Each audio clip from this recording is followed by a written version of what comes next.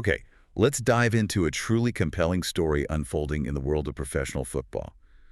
Imagine a player so uh, exceptionally gifted, so uniquely talented, that they're not just excelling at one position, but two, at the absolute highest level. Right. That's the electrifying buzz around rookie sensation Travis Hunter. He's generated incredible hype for this, rare ability to dominate both offense and defense. It's pretty wild. But there's a seasoned voice, a future Hall of Famer, Travis Kelce, who's offered what the Yardbarker article we're digging into today calls a stark, an ominous warning about Hunter's ambitions in the NFL. Yeah, that ominous word definitely stands out. So our mission here is really to unpack what Kelce's, blunt assessment reveals about the intense strategic landscape of pro football. It's a fascinating look at the pressure on a player like Hunter and how the, frankly, brutal tactical realities of the NFL can turn even a player's greatest strength into a target. A vulnerability, yeah. It really is intriguing to watch such a unique talent face the relentless demands of the pro game. What's truly captivating here is just how rare this is. Playing effectively on both sides of the ball in modern football, especially making that jump from college to the pros, it's almost unheard of. Right. The physical demands, the mental demands at the NFL level, they're just exponentially higher than anywhere else. This isn't just about raw athleticism, it's a profound test. Endurance, adaptability, tactics. It's everything. Exactly. You might look way back to the early days and find guys who played both ways. But the game then, totally different. Slower, much less specialized. The physical toll wasn't the same snap after snap. Not even close. So today, a player like Hunter represents a singular challenge for himself, obviously, but also for any team trying to figure out how to actually use that kind of skill set. Let's paint a clearer picture of Hunter's background then. Why? He was an absolute phenomenon in college, especially at Colorado under Coach Deion Sanders. Primetime University, yeah. He wasn't just good, he was transcendent, simultaneously starting at wide receiver and cornerback. Think about that. The sheer audacity, the skill. One moment he's running a perfect route, making some incredible catch, and the very next play. He's lining up to shut down their best receiver. Exactly. It just defied conventional football wisdom.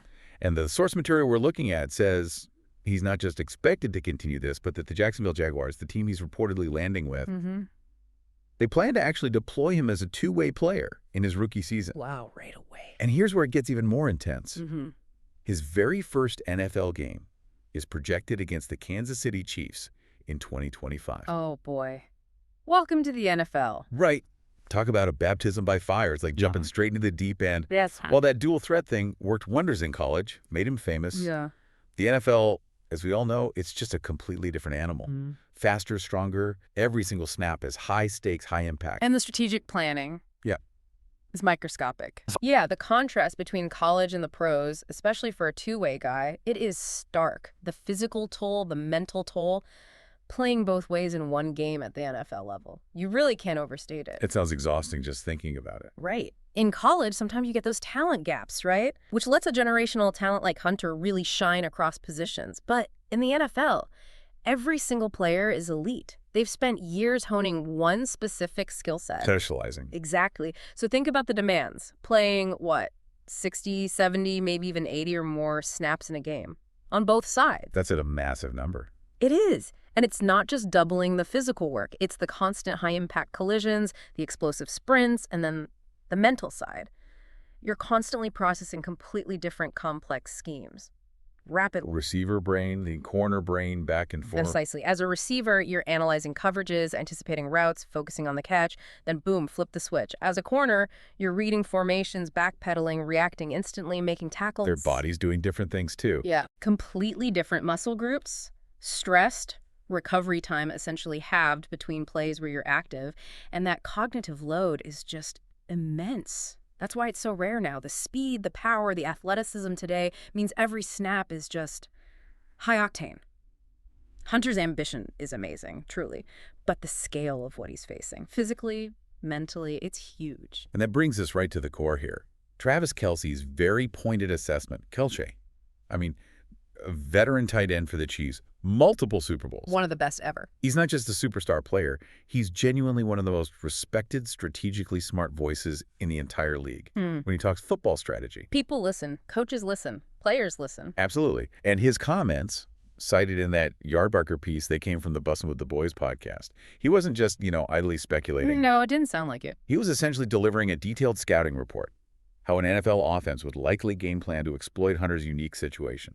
It's a really candid peek behind the curtain.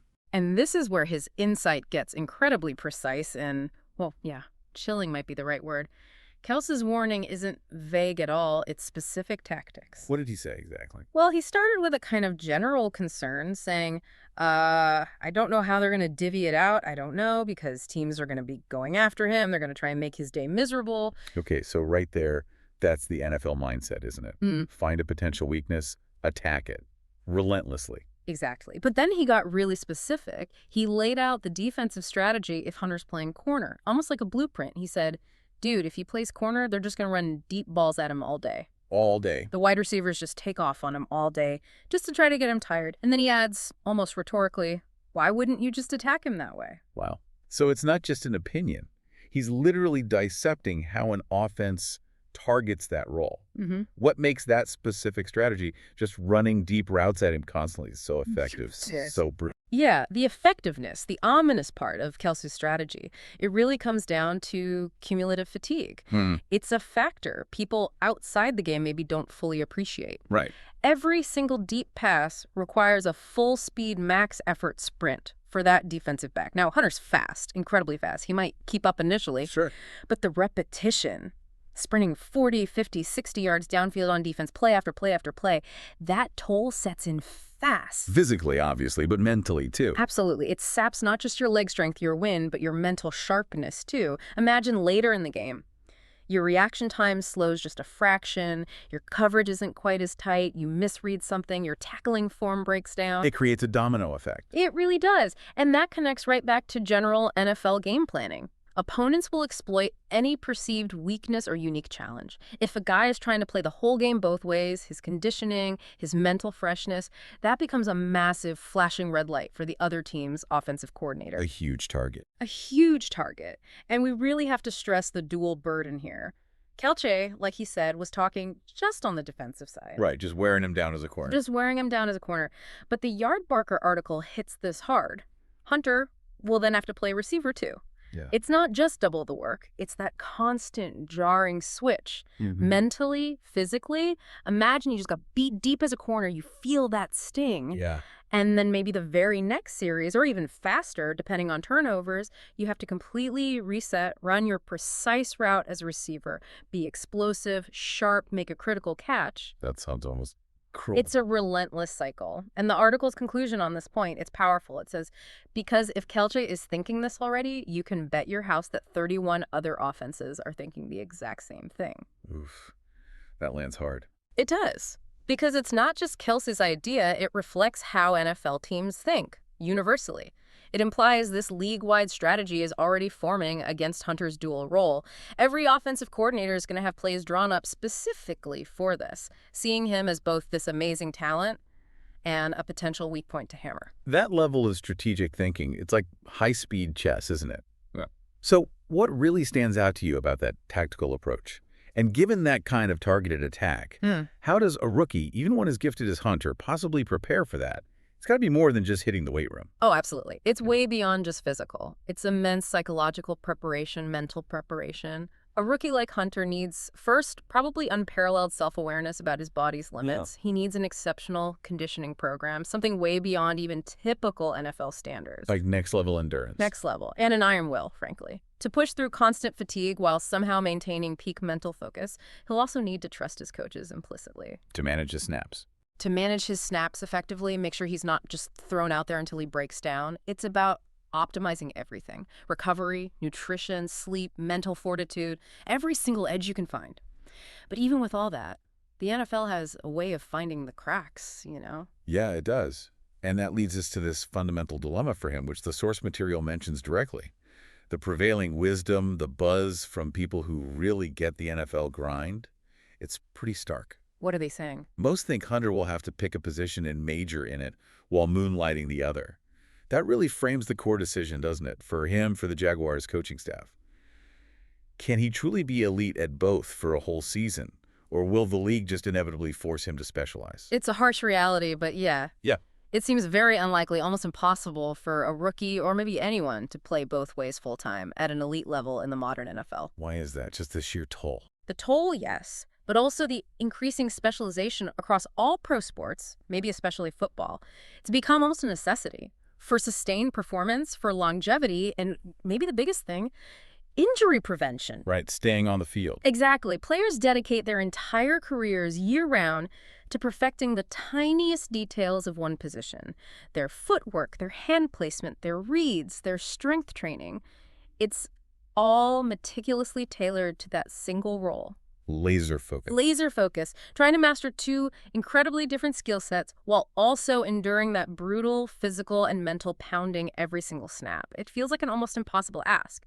Teams invest massive amounts of money in these guys to be the absolute best at one thing. The risk of injury from being spread too thin or just diminished performance because you can't dedicate that hyper-focus. It's usually seen as too high. It does raise a fascinating question, though, maybe beyond just sports.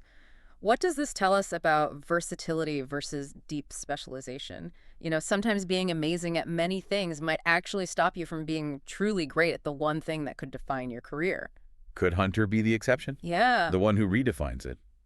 Or will the NFL reality force his hand? That's the million-dollar question, isn't it? It really is. So just to recap this deep dive, we've looked at the extraordinary, almost unique talent of Travis Hunter, this rookie with incredible two-way potential coming into the league. But we've also really unpacked the stark reality check from Travis Kelce's strategic warning, basically, a calculated blueprint for how the league might exploit the very versatility that makes Hunter special. The whole situation just brilliantly highlights the intense pressures of the NFL, how it often pushes even the most multi-talented players towards specializing, forcing really tough choices. And if you connect it to the bigger picture, Kelce's comments aren't just about Hunter. It's a really raw, fascinating look at how generational talent crashes into the meticulous, tactical grind of professional sports at the highest level. Yeah. It's a testament to how the strategy of the game is always evolving, often in pretty unforgiving ways.